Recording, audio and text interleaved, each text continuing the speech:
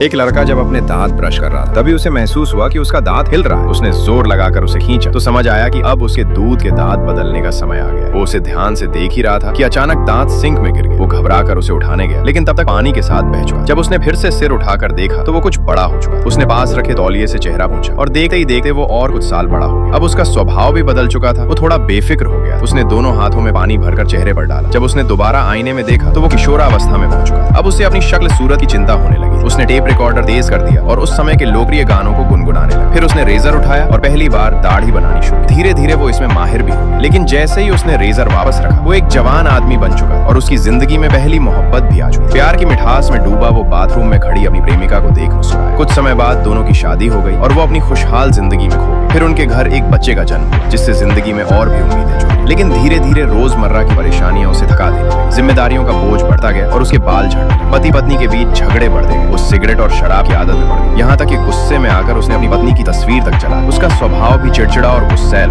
एक दिन उसने देखा कि उसके हाथ पर शीशे से कट लग गया लेकिन उसने बस पानी से धोकर उसे नजरअंदाज कर दिया। जब उसने फिर आईने में देखा तो वो काफी बूढ़ा और थका हुआ लग रहा था। लेकिन अब वो पहले से ज्यादा शांत और समझदार हो चुका। उसका वजन बढ़ गया, आंखों की रोशनी कम हो गई और अब उसे साफ देखने के लिए चश्मे की जरूरत पड़ी। उम्र के इस पड़ाव पर उसने अपने नकली दांत निकालकर पानी के गिलास में रखे। आईने में खुद को देखते हुए उसे लगा कि अब उसने सब कुछ स्वीकार कर लिया। अंत में वो अपनी लाठी के सहारे धीरे धीरे चलता हुआ स्विच के पास गया और लाइट बंद कर। जैसे उसकी जिंदगी की कहानी भी वहीं खत्म हो गई। समय बहुत तेजी से बीता है और जो पल चला जाता है वो कभी वापस नहीं आता। इसलिए हमें अपने हर एक पल को संजो कर जीना चाहिए।